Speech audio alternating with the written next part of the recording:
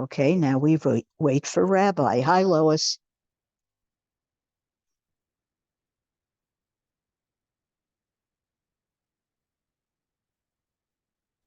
Hi, Liz. Hold on a second. Okay.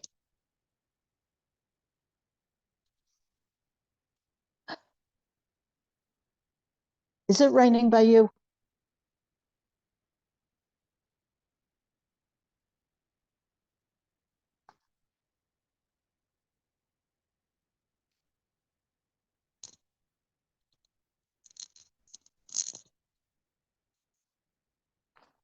Oh, I don't have to leave yet. Hi. Hello. No, it was actually raining hard before, but now it isn't raining. No, I was on the phone for a second. Oh, it just stopped here. It was raining. And the funny thing was the cats were out in the courtyard. Yeah. And as soon as the thunder hit, one cat comes running in the house and the other one gets under it and into a dry spot and then looks at the door like, should I make both for it or should I stay here? And then and hopefully not get hit by lightning. Okay. Right. And then I said, no, Max, come in the house. That's funny. That's funny. Yeah, it was so gloomy in the morning. I know this is terrible. I actually like that kind of day. Not the thunder and lightning, but that kind of dismal, romantic. I don't know. What I can get I it. say? I understand it. I prefer sunny because it makes me feel cheerful. Uh-huh. And rainy, and Dara likes the rain. I don't mind the rain. I don't like it when it's real gloomy. Yeah. If it's partially, it's fine. Yeah. Right. David likes the sun and I like the gloom. So, Opposites attract. I guess so. I mean, it's sometimes sunny days, of course, are wonderful. It's just that someone joining us, two people. Oh, Hi, Rabbi. Hi. Hello, Rabbi Karsh. Hi, Estelle. Hi. Hi, Liz. Hi, Lois. Hi, Estelle. What was the name or the title that the guy you were talking about yesterday? The child? Yanuka. Yanuka. Yanukah maybe, or UKA.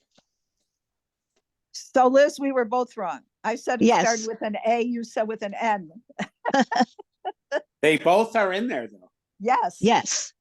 Second and third letters. So very close. Very good. Rabbi, it's pretty sure that Julie Ra'anan is coming to class today. Here, we have class with Moshe Wolf at 11:45. And one of the, the people who meet with us, Todd Cohn, his family is very good friends with Julie. And so I don't know. Do I know her? No, she was the mother and daughter who were released. Oh, really? From Evanston? Yes, from Evanston. Right. So, nice. We'll see. Treat her well. Oh, yes. You know it.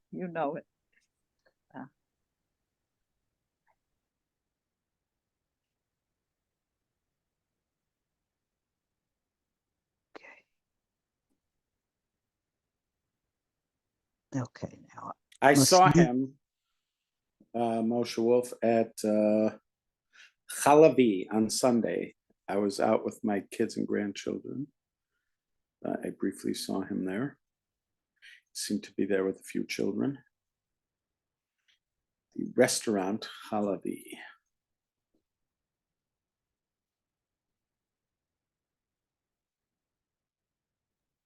That's where?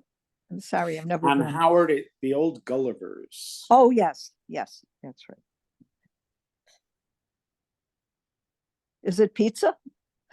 Yeah, I mean, it has other things, but yes, pizza.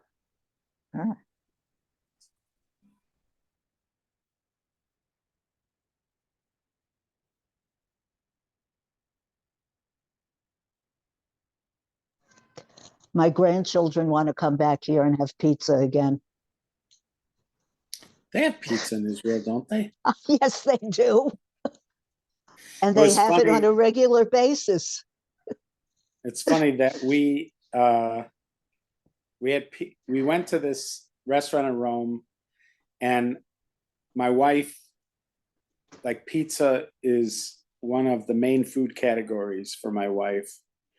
And so I said to her, we're gonna have pizza in Rome. We're gonna have Italian pizza.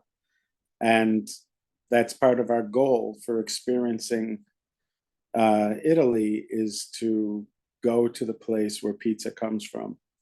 That was a mistake for my wife, because my wife's notion of pizza starts in New York and then moves to Chicago. And it's not the same. Italian pizza is not the same. I happen to have loved the entire experience. It was like out of a movie where they try to characterize what it's like to eat Italian food with Italians. The restaurant itself is a kosher restaurant, and it had, the mashgichim, several of the mashgichim seemed to be Lubavitchers, but the actual patrons were Italian. I mean, Jewish, but Italians. And it just, to me, had this, what I hoped for in an Italian eating experience. But for my wife, it was tremendously disappointing. She was not pleased with the pizza. That's good to know, because I'm a New York pizza person.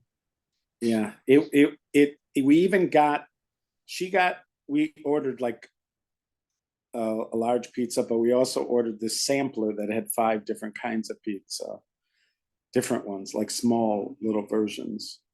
We'll call them pizza medallions. And but there was one that she admitted that she liked, and the rest of them she was very disappointed. And I've heard this before when Americans go to Italy, that even though we think of Italy as the origin of pizza, it's not the pizza that we tend to favor in the United States. I happen to like it a lot, though. I loved every aspect of the experience. We had an Italian Chardonnay. We had it was just, even that, she did say she loved that wine. And we had everything about the experience, for me, was just great, but not for my wife. She was not thrilled with the pizza. Wouldn't halabi be Tzippi's? Given the fact that Aleppo. She likes that pizza. Yeah. I know, but they're not calling it that because of halabi. She is a halabi, my wife. Yes. They're calling it because of dairy. Like Oh. halavi is Hebrew for milchiks. Okay. But yes, my wife is a halabi, and she does like halabi's pizza. And the thing is, in New York pizza, the crust tends to be thinner, and I really like that too. And it's like firm, but this was not firm. It was like paper thin. It was shocking to me that you could have something that thin, but it wasn't firm. It wasn't like chewy firm. It wasn't chewy. And also, there's clearly cheese on it, but it wasn't prominent. Like, the cheese wasn't a dominant part of the experience. And the pasta sauce was very flavorful, but it wasn't like robust. So those elements where you have like a real sharp pasta sauce, like a chewy crust, and like a pizza, the cheese where it sort of continues into, as your strands of it continue into your mouth. Those elements were not present in the Italian pizza. So if your grandchildren stop off in Rome on the way, suggest something else besides pizza if they are Israeli pizza aficionados or Chicago pizza aficionados. Chicago pizza is for the grandchildren. Right. They've so, never had New York pizza. Right. So I would suggest to them that they try spaghetti or something like that. Got it. All right. We were talking about having awe for our parents. In the last one, since it's this week's Torah portion is Kibbud Aim. The commandment to be in awe of your parents is right at the beginning there. And Rabbi Shimshon Raphael Hirsch suggests, he suggests that Kedoshim Tiyu is a broad opening statement, like a general notion, and then what follows are the specifics. Be holy. How can you be a holy nation? By doing this, this, and that. That's how he understands the Torah portion of Kedoshim, which has amongst its mitzvos, love your neighbors yourself, and this mitzvah, which is to be in awe of your parents. And he suggests that the reason this is in Kedoshim and also right at the beginning is because he suggests that if you have a society that doesn't have this, in other words, there aren't children who have awe for their parents, and it's not like a tenet of the culture or society, that society cannot be holy. Eventually, holiness will not find rest in a society that doesn't, where the children don't have awe for their parents. But he doesn't lay the weight of this on the children. He lays a lot of it on the parents and the elders of the society, that you have to raise children obviously with a sense that they should have awe for their parents or their elders, but you also have to live a life that would encourage them to have awe for you. So it's a kind of communal responsibility. It's not just the responsibility of children, but even, again, the Torah, the way we understand mitzvahs, you can't blame it on society. If it's present, then you have to make, obviously that's good for you and it helps you. If it's not present, then you have to find a way to do it on your own. It's sort of like that discussion about where is the onus of responsibility? Is it on the student or is it on the teacher? Ooh. So if you're a teacher, you're supposed to feel, like many would say, I had mentors who were mentoring me at the beginning of my teaching, who sort of drove it into, there's one guy, I actually spoke to him while I was in Israel. I didn't get to see him, but he was one of really like an important mentor to me. He's a friend, but he was a mentor early on in my teaching. And he made this point early and drummed it into my head that you can never blame the student. You have to always look into yourself and figure out how to adjust as the teacher. In other words, his line was, you went to school in order to do this. This is your profession. They are just plopped down in the middle of a class and told to do whatever, but this is supposed to be your art, and if you're teaching and those kids are not listening, then find a different way to do it. And again, if you were the parent of those students, you would tell the students that even if you don't have a good teacher, somebody knows what they're doing, that the responsibility is yours to learn, and you have to find a way to learn. So each group carries the weight of responsibility. So you could say also with being in awe of your parents. Being in awe of your parents looks like it's speaking to the children and that the responsibility is theirs. But he was suggesting that if you want to develop a society where this is prevalent, then it's going to be the responsibility of parents and leadership to live lives that are conducive to awe, or live lives that inspire awe. Okay, next, mitzvah 212. Hichesivanu lifros velirbos lechavein lekiyam amin. So this commandment is to be fruitful and multiply with the intention of preserving the species. So he injects a rationale right into the mitzvah. The mitzvah is be fruitful and multiply. We're familiar with this mitzvah. It's the first real conversation that God has with human beings after they are formed. And the words themselves, lifros is like pru or vu is how it's generally characterized. Pru or vu umilo ha'aretz, be fruitful and multiply and fill the earth is how it's commanded, or it's really in the form of a blessing, but we also understand that as a command to humankind. So this mitzvah, the Rambam is saying, is ultimately for the preservation of the species. Vihi mitzvahs pirya v'ribya. That's what we call the mitzvah of pirya v'ribya. So again, that word fruitful, pri, and ribui is multiply, like rov is many, and that word ribui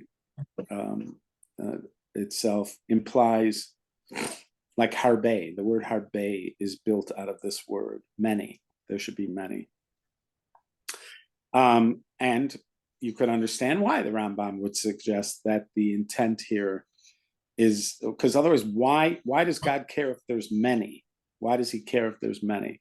So the Rambam is saying there needs to be many to make sure that people endure, the humankind endures. You could argue that there is another potential explanation, and that is because man is being set up as a manager of God's creation.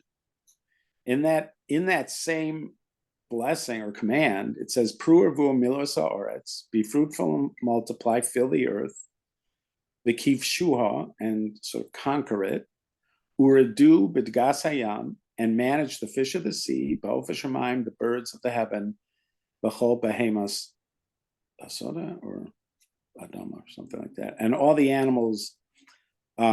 So you could have argued that the reason there need to be a lot of people is because how are you going to manage the creation if you don't have enough people to manage it? So there have to be a lot of people spread out over the earth so that they would be able to manage God's creation.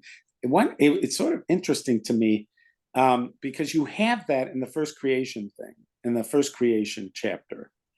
And then in the second chapter, when it talks about the formation of Adam, you have him formed. It says he formed him, blew his spirit into his nostrils. And then it said, and he was placed in the Garden of Eden. Why was he placed in the Garden of Eden? La'avda u'lishamra, to work it and to guard it. So if you had to characterize the role of the human in the second chapter, it's to be a gardener. Here, there's no discussion. In the first one, there's no discussion of gardening. It's all about the animals and the birds and the fish. So in the first one, man is put in charge of the birds, the fish, and the animals. In the second one, he's a gardener. And that's sort of an interesting distinction. Rabbi Foreman does a fantastic job. He has a series of classes. With my teeth. Are you ever going to be done? He has a series of classes he has a series of classes on the distinctions between chapter 1 and chapter 2 and 3, etc. Because he sees them as a telling of the same story from two different perspectives. This is not just him. Rabbi Soloveitchik famously wrote a book called Only Men of Faith about that. But he has a series of lectures. There's also that book which Lois had called The Circle, the Line, and the Spiral, or something like that. Remember that was by,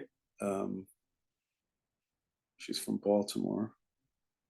Anyways, so she also does a nice treatment of that, the comparing, contrasting these stories. But Rabbi Foreman is really at his best. It's called Two Names. The series of lectures is Two Names, and it's a 12 lecture series, which he did on, it was in person, but it was also on Zoom. So, and he just goes, he shows you how each section is sort of parallel. Again, sometimes contrasting, not always exactly the same, but they're parallel. He shows that each one has a parallel, and he does such a great job with it. Yeah, so you could say that the reason you need to have a lot of people is to successfully manage creation, but that's not what the Rambam says. The Rambam says that the reason that we're supposed to have lots of people is to ensure the survival of the species. And that is the commandment of Piri Varivya, and that is his may be exalted saying, and you be fruitful and multiply. And they've already explained that a groom is exempt from the recitation of Shema on account of being busy with this commandment. So this is not the practice nowadays, but it was the practice in the time of the Mishnah, which is there is a commandment to recite the Shema at night, the commandment to recite the Shema in the morning, as it says, "Ubeshachbacha kumecha," when you lie down and when you rise up. That's how that's understood by Hillel, and so there is the understanding is there's a biblical commandment to say Shema at night, and there's a biblical commandment to say Shema in the morning. In fact, that's how the Talmud starts, how the Mishnah starts. The very first Mishnah of the Talmud is when it says you have to recite the Shema in the evening, when is evening for the fulfillment of that mitzvah, and it goes into the mitzvah of the Shema. So one of those, or more than one of those Mishnayos, talk about this, that a groom on his wedding night does not say the Shema because he is focused on the mitzvah of pru urvu, of being fruitful and multiply.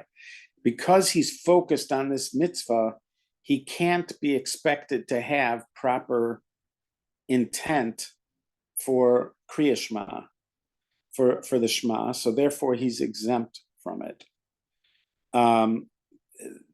Nowadays, and I think Tosfos even says, Rabbi Rosner, they quoted Tosfos as saying that nowadays we don't have deep intent for anything we say, so it would be sort of hypocritical for us to think that we have to, that somehow we're going to make that level of, achieve that level of intent for the Shema at any time, let alone on the night of a wedding. And so nowadays, grooms are often part of the Marav Minyan. It depends what time of the year when Marav is, but they're often part of the Marav Minyan. And they do say the Shema. So, but in the time of the Mishnah, they did not. And the Rambam does not agree with that, Tosfos. The Rambam himself holds that times have not changed and we have the same responsibilities for intent. So I'm pretty sad with the Rambam quoting over here, he would hold that this law still applies. The Rambam, Rabbi Rosner also mentioned, the Rambam quotes a ruling of the Gemara, which said that after somebody has had a long trip, they don't daven Shmona Esrei for a few days because they can't get the proper intent, something like jet lag. And the Rambam still codified that. And they was suggesting that the Rambam doesn't accept this notion that as the generations have moved on, we become less able to focus on things. In other words, that our level of intent is somehow diminished over the years, and they used to be better at it, etc.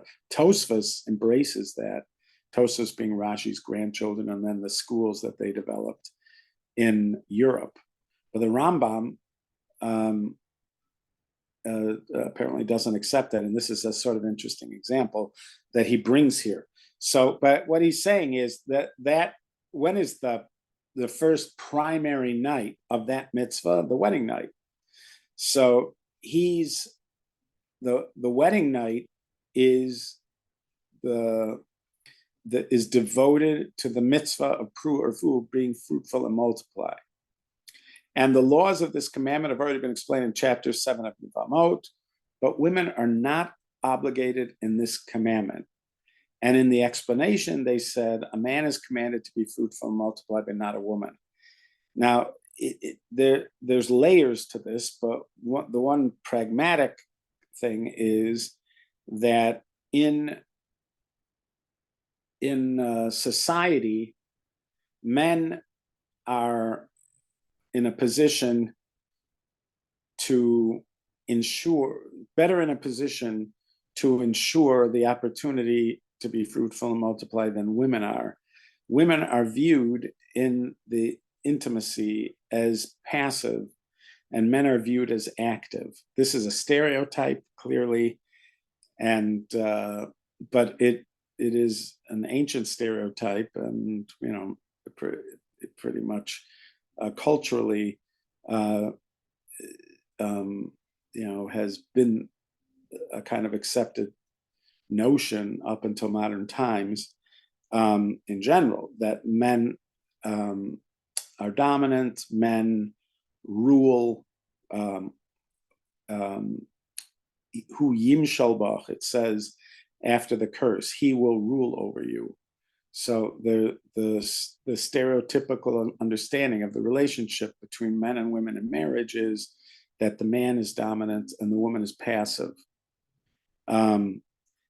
Again, that's a stereotype, and we've talked about this on several occasions. I even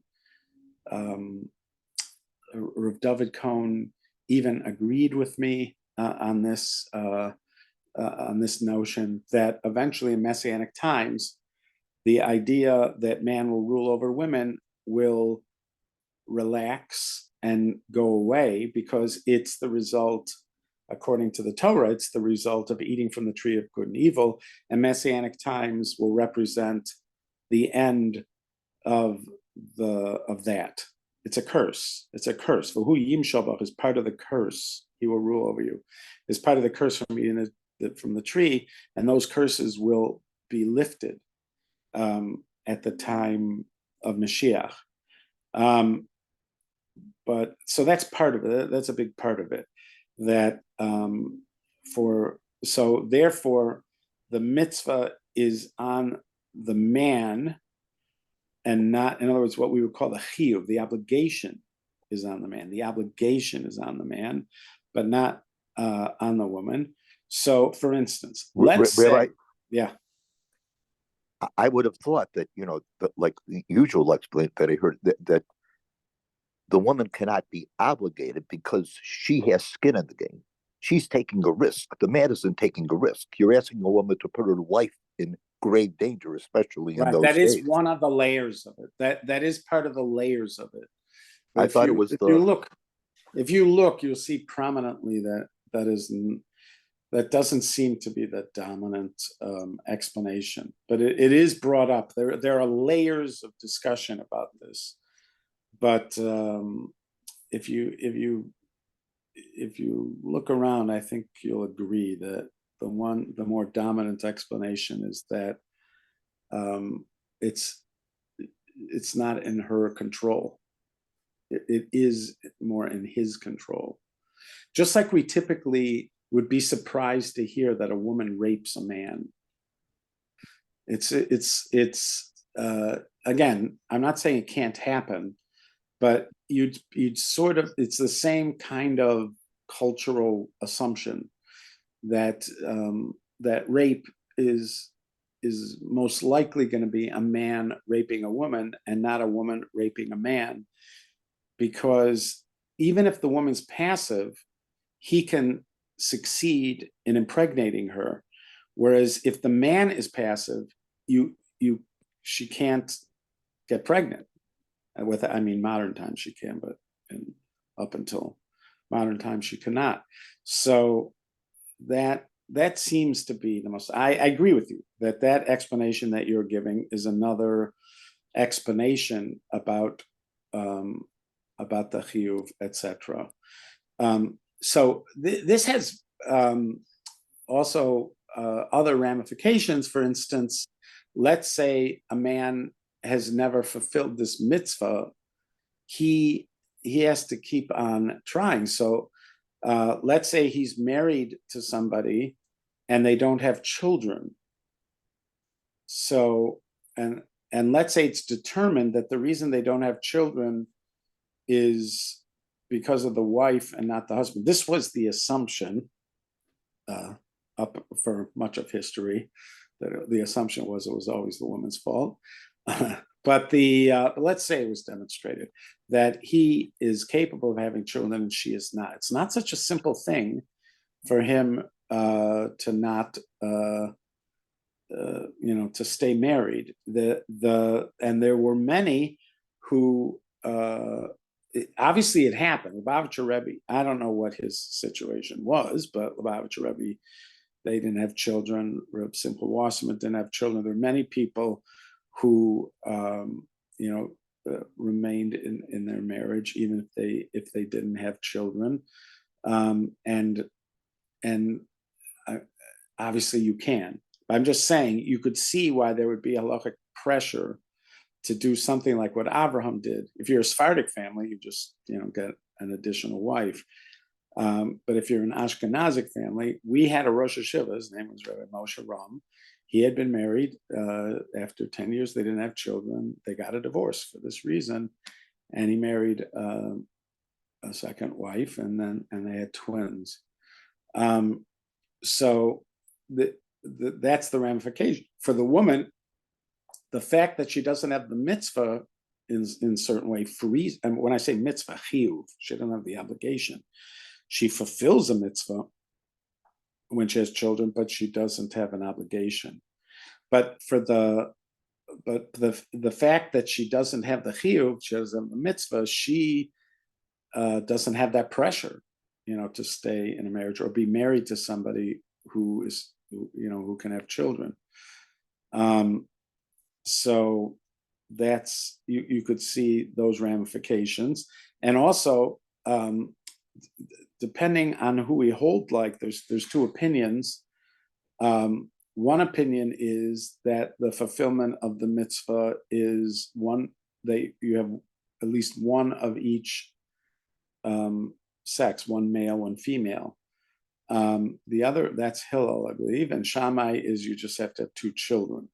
So let's say you want to fulfill Hillel and somebody just had boys, or they want to, or they just had girls. So they wouldn't have completely fulfilled the mitzvah yet. So he would need to, continue having children somehow in order to fulfill the mitzvah. If there's a chiyuv, if there's a chiyuv, which there seems to be on him to fulfill the mitzvah. So those would be ramifications of this last point that he's making, which is a chiyuv to fulfill this mitzvah. The other thing about this mitzvah, and it is true about maybe a few others mitzvahs, but it's prominently true here, is we don't have control over this mitzvah.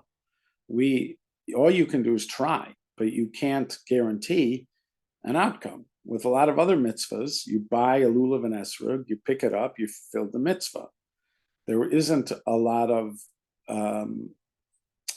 there isn't so much out of the hands of the person. I guess you could live in a place that doesn't have a sorokim or something, or lovim, but for the most part, it's in your hands to fulfill it. You go buy a pair of tefillin, then you put on tefillin. But here, neither the husband or the wife can guarantee that they're going to have children, and there is no guarantee of having children. And Rabbi? so, yeah, I would love to see the case a little where after 10 years the husband and wife divorce, the wife remarries and has children, the husband remarries and can't have children. So I know. Yeah, I know. I mean, and it always was a possibility, but that's not how, not just in Jewish culture, I'm saying in most cultures, the assumption, like with Henry VIII, he was, his assumptions were that there was something wrong with the women because he wasn't getting his male heir. And I mean, at one point he did have some proof of it. I mean, he was producing children, but they weren't male. And then he had a bastard son. But it was always, the burden was on the women. Right. Well, he had a legitimate son too, Edward, who died very young, very young. Yeah. So, yes, but still, you see, at least in the portrayals of these dramas, that all the burden was on the women to produce a male heir. And the assumption was, if they weren't, that there's something faulty in the women. And but it's sort of interesting that the mitzvah is and this is usually listed as the first mitzvah. In the Rambam, it's not until mitzvah 213, but it's usually listed as the first mitzvah. He quotes the pasuk from Genesis, and so that is the first mitzvah given to mankind. And it's sort of interesting that it would be a mitzvah that really isn't entirely in the hands of people. And also the Gemara says, the Gemara in Nida says there are three partners, three parents, as it were, to every child, and they are the human parents and God. That God is also a partner in the production of the child. I remember I was not present, but the story is that at the Shiva for his daughter, Moshe Shapiro, bless his memory, had a daughter who passed away in her teens from cancer. And at the Shiva, he said at one point out loud, Moshe, that the rule is that when you have a partnership, the partners have to consult with each other if they want to dissolve the partnership, if they want to get rid of the partnership. But nobody consulted me, he said, even though, God is one of the partners, but still it was a partnership, and he should have consulted me if he wants to absolve, if he wants to. Okay, so that is that mitzvah. So then we're going to move on to marriage, whether there's a mitzvah to get married. That is going to be the subject of a disagreement. And we'll do more about that tomorrow. I'm very grateful for this opportunity to learn with you guys, and I look forward to doing it again tomorrow. Thank you, Rabbi. Thank you very much. Bye-bye.